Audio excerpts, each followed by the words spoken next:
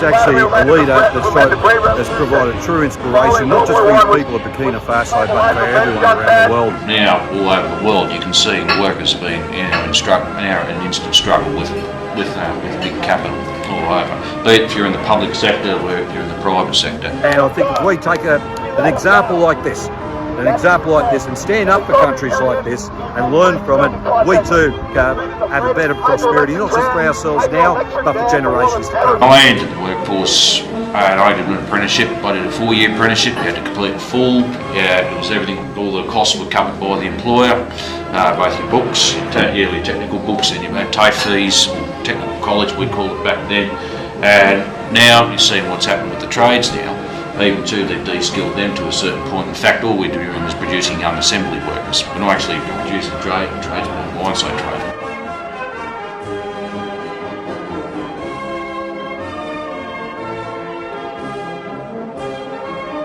Just a background of myself, and it was already said, that's why is my trade background as a boilermaker.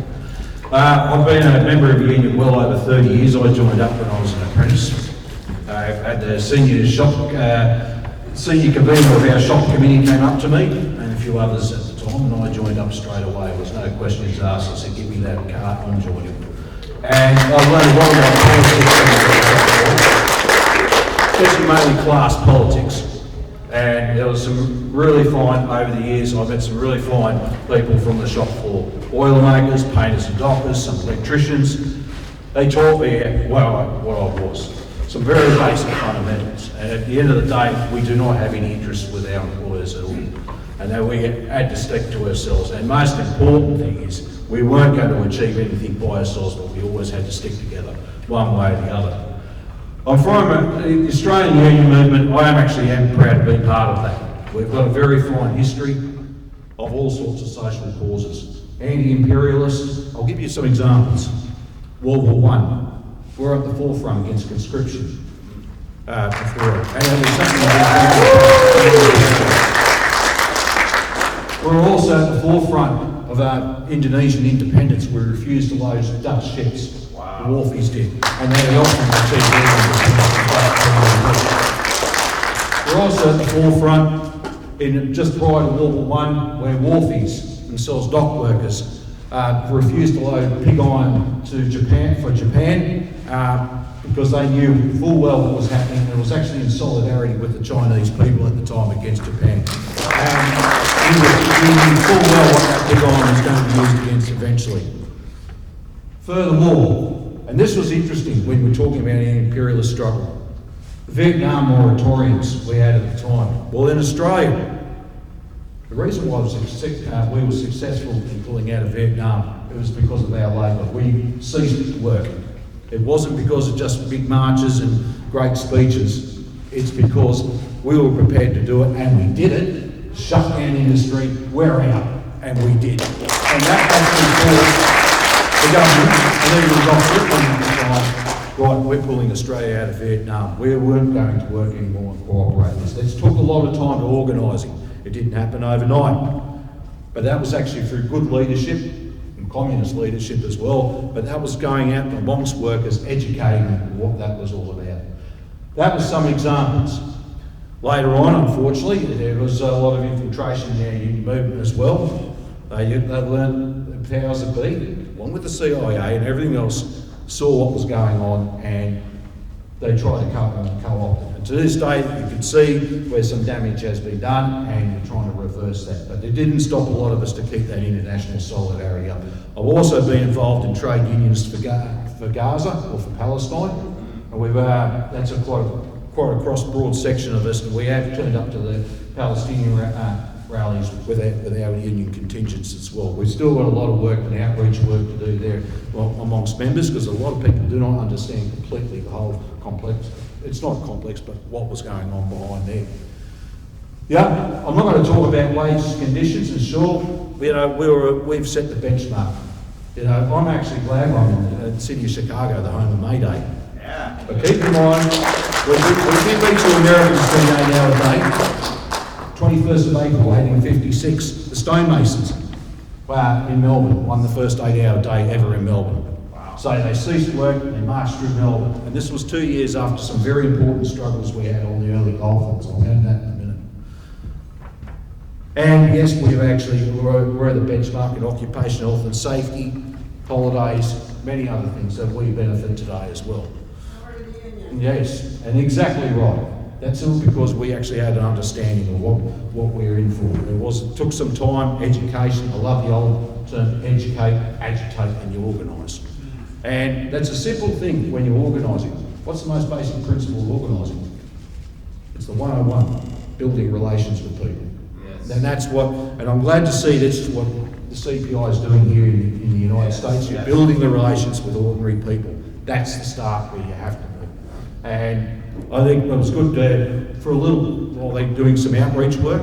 Pity about the weather, but that didn't matter. We still managed to do that. And even when I talk to people as well, it's a very interesting. I had an interesting discussion at the hotel I was staying at, someone working there, and they actually told me they voted for Trump, not for all this chaos and pandemonium we're having and ICE raids and everything else. They voted for Trump because they wanted to secure a future for them, their kids, and their kids after that. That's all they wanted.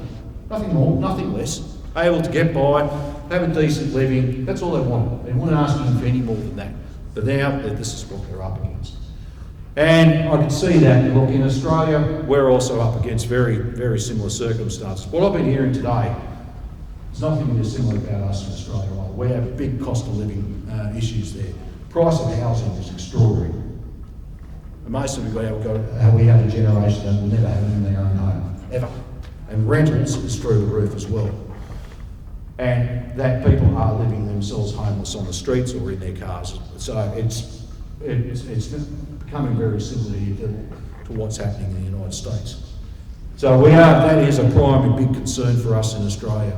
But what it is and why it's all happening to us, where we had one of the most prosperous nations in the world to where we are now. And we all know what that is, imperialism. It's been holding us back for a very long time, and I've seen it myself, the social decay over the last 40 years. I came in the tail end of everything in the workshops when we still had it, but I do recall when they shut the factories down, mass layoffs. Next thing you know, equipment's going on the back of the truck, offshore. They're sort of finding sources of cheaper labour, without any assistance from the governments at all at the time. And from there on, we've been for the last 40 years, alongside yourselves, with austerity plus now liberal politics right through. And we've actually suffered greatly for it. Now it's really come home to bite everybody. What we're finding now, I want to explore a little bit more contemporary Australia as well. What's happening with AUKUS? You've all obviously heard with that. The big review. Trump wants to do this America first with it. What basically is happening behind that now?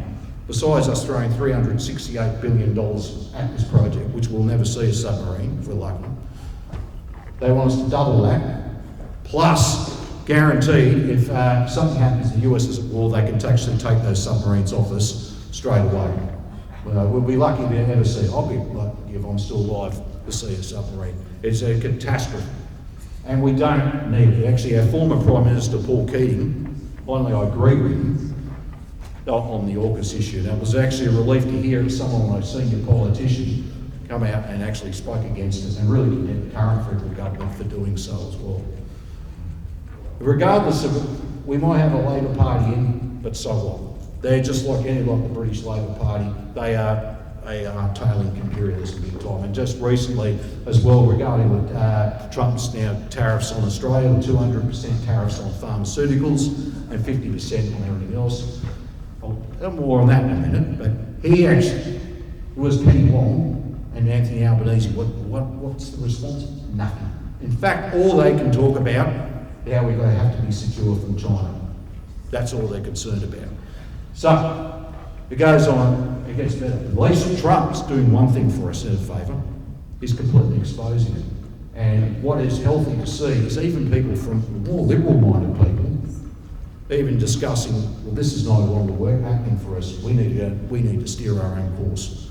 Which actually, historically in Australia, that's what the struggle for us in Australia is, to try and steer our own course for the last 150 years, ever since Federation, but before then as well. When John Curtin, who was our wartime Prime Minister, said, when he looked towards the United States, it wasn't so we become the United States underbelly, or it was junior partner. It was there as an equal, on an equal basis. Win-win cooperation. We needed to, at the time, band together. We were under a Japanese attack, and it was a very dire situation for us. So Britain pretty much abandoned us. They were more concerned tied up in Europe. So we were left on our own, and fortunately we had to look. The United States stepped in on time, but that was due to an attack on Pearl Harbor. But then we saw we had an alliance there, but it was supposed to be an equal alliance. Well, we can all see what's happened over the course of the since World War II. It's completely turned out to be something different from not what we wanted. However, a lot of Australians for a very long time thought America was there to protect us. On that, we started to give away a lot of our software. You ever heard of Pine Gap? Yeah, it's the US spy base right in the middle of Australia. It was actually used, you mentioned the Iraq War, that was used quite a lot to guide missiles and that into Iraq in the early 2000s. It was just recently used with Iran. It actually monitors a lot of other countries as well, and makes us a nuclear target if ever that eventuates. And then we've got 2 or 3 US bases as well where they change over the Marines. That'd be Perth and Darwin and Northwest Cape as well. So that's made us a potential target big time. Mind you, we're parking with it was a B-52 bombers, nuclear bombers on our soil as well. It doesn't make the situation any better. It actually doesn't make us safer anymore. Our whole foreign policy is now tied up with US foreign policy, and it is a worrying trend for us here, especially in an area, and I've just noticed this before, Australia's just tucked away. We're so close to Southeast Asia, we're actually part of it. And here we are going on a war footing, ever before. And the thing is, if we are on a war footing, we'll be the ones that be used as a proxy, along with Japan and the Philippines and South Korea. That's the reality we're facing.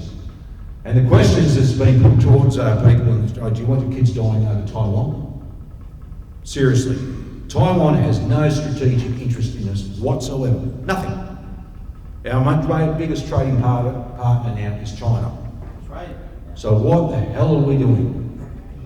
You know, we're talking about the South China Sea, trying to secure it. When we look at it, it's just there.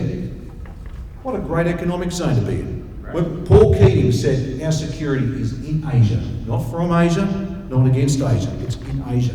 What he meant was that's where our economic future lies. He was right. That's where it does lie. Don't lie with you.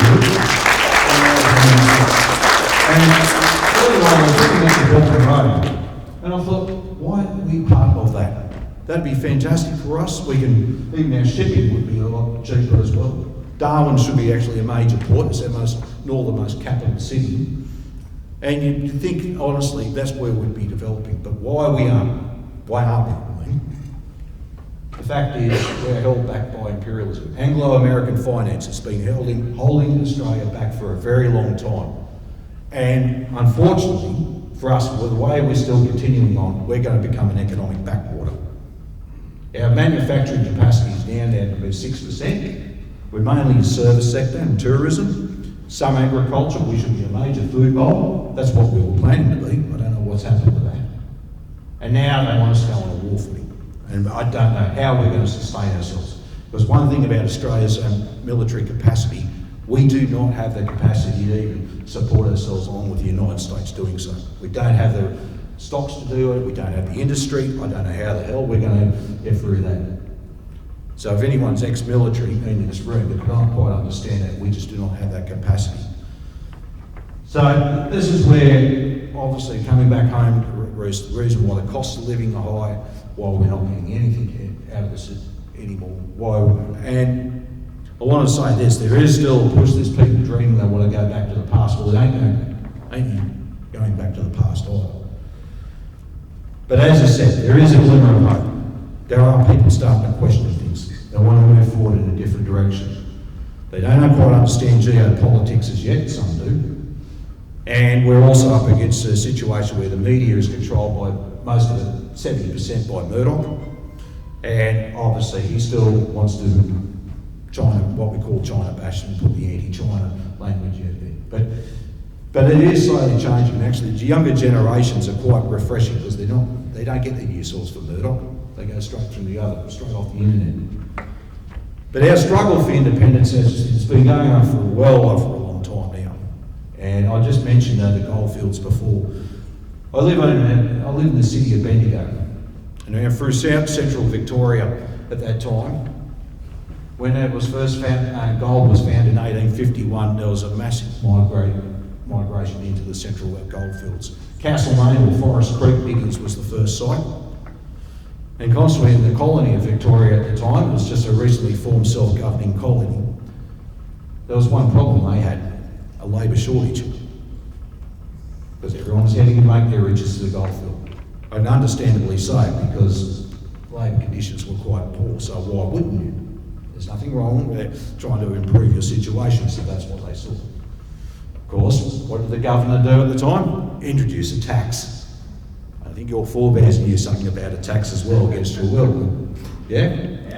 Yeah. That's what happened. And it was, how they imposed it was through sheer police brutality at the time.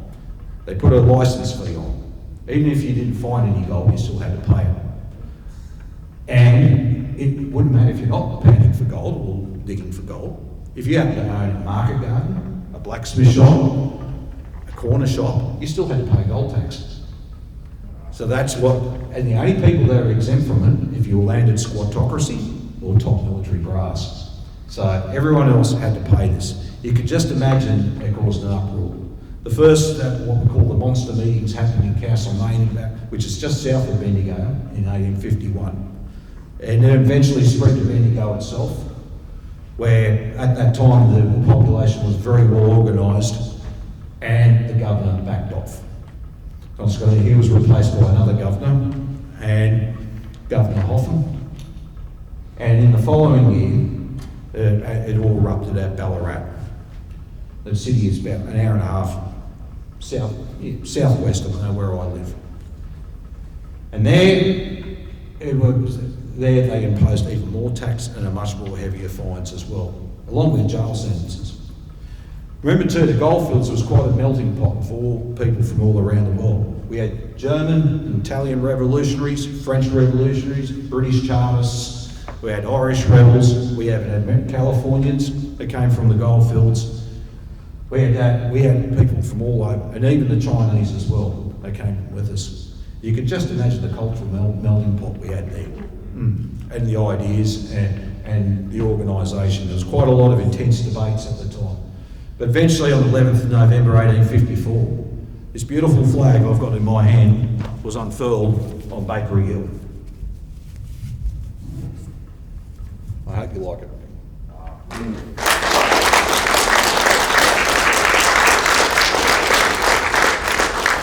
It's the Southern Cross, and it was actually quite a huge flag. It's actually up there in the Eureka Museum.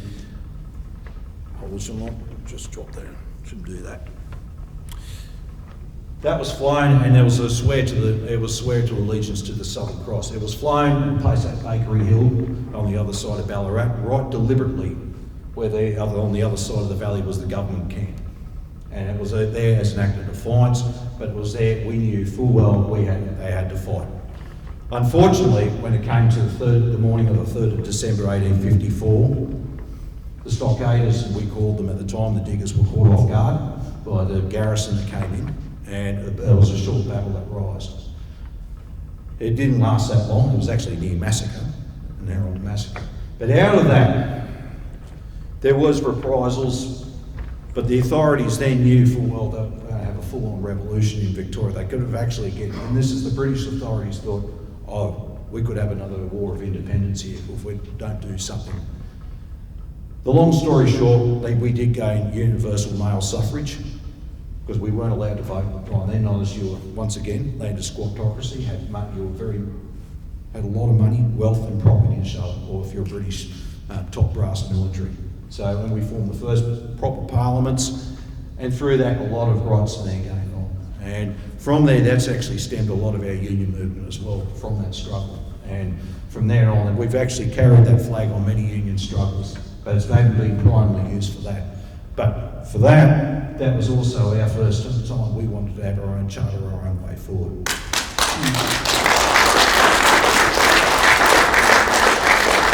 Consequently, years later, we did federate to become a nation, but there's a long way to go yet. We've still got a long way to go. And to me, for this flag, it represents, that's our struggle. That's our flag that really should be leading our struggle. There's been all sorts of talk about changing the flag. Well, that's one thing, but this is the one that actually pretty much led it. It's a very historic flag. And to this day, you see it, not just the union movement, but many others. For many years, we had it off the tower cranes on construction sites, and we've had it at rallies, we've had it everywhere. And it's a great symbol, not just of defiance for the hell of it, but it's actually a symbol, as I said, of Australia's way forward and for our own future. And I think for all of us here, we can all understand that's why we can also relate to the American experience. And I came here on the 4th of July. I get why you celebrate that. I think that's we've still got a long way to go yet. We still have a long way, and it's not going to be an easy fight at all. It's not going to be an easy struggle. But thanks to you guys, and CPI has been an inspiration for myself, a number of others. And I think one thing, it's put a lot of things into perspective as well for us. I've been involved in many parties as well. Been involved in 2 communist parties, Greens and that, and I can completely relate to your experience as well in all of them. When Caleb was not talking about his experiences here, I was nodding my head. Yep, I've been through that. I've been through that. There's nothing new in Australia. And just on the political scene, it really became a joke for a while. I counted up to about 16 Trotskyist organisations, 3 communist parties, several anarchist groupings, and what were they achieving? Not putting them down like anyone personally, but what were they achieving? Nothing. And it really was becoming a complete clown act, a whole lot. And unfortunately, for a long time, we're wondering why we weren't achieving anything. And I too was looking at the wrong direction until you guys at CPI got together. I think, yep. And I love that turn out of the movement to the masses. Exactly what we're doing, and that's what we're doing. Completely lost my train of thought there, but hey, we're going to allow that. But one thing is important for us, we are united, and there's things we can do to work together and unite together as well. And I would say also, if we have an action in Australia, maybe against something, we get in touch with you guys and do the same. International solidarity, and one thing that's important, the union I'm involved in, we do have the International Solidarity Initiative. We've had support with Palestine. We've had support with many other groups, and it's important for us to keep that up, because even though the union's primarily there for wages and conditions, it originally was, but also we can be involved as well, because our fight is your fight as well, and vice versa. So thank you. But before I thank you, I'm going to ask Caleb to come to the stage. So I'd like to give you this flag. I'm going to get from Australia.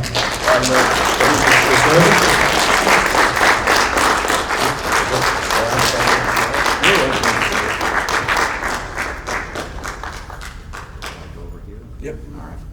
Wow.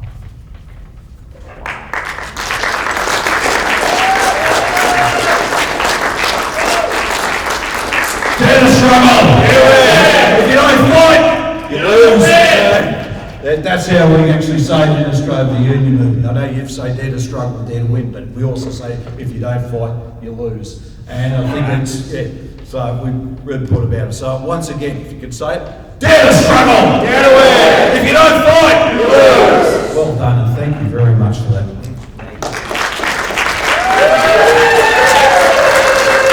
We're so happy you're here. We really are. David has been part of our community since the beginning. I think the only person who's been part of it longer is Patricia. She was there maybe a little bit before David, but that's it. You were there from the beginning, and you've rode the whole ride, right? It's been a decade, and we've been through, and here we are standing on a stage next to each other.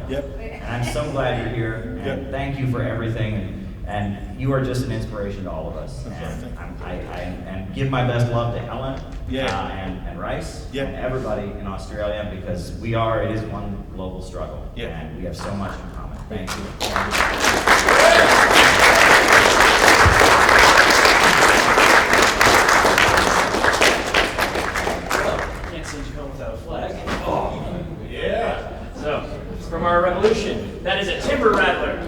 snake that was available in all 13 colonies, and it was a symbol of unity. It's the same snake that Benjamin Franklin had his famous political cartoon that said, "Join or die." This is the American handshake. You don't tread on us because we're going to fight back and defend ourselves. Yeah!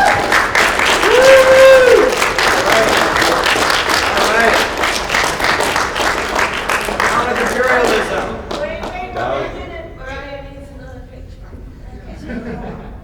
Australia and America together. Now imperialism against the globalists.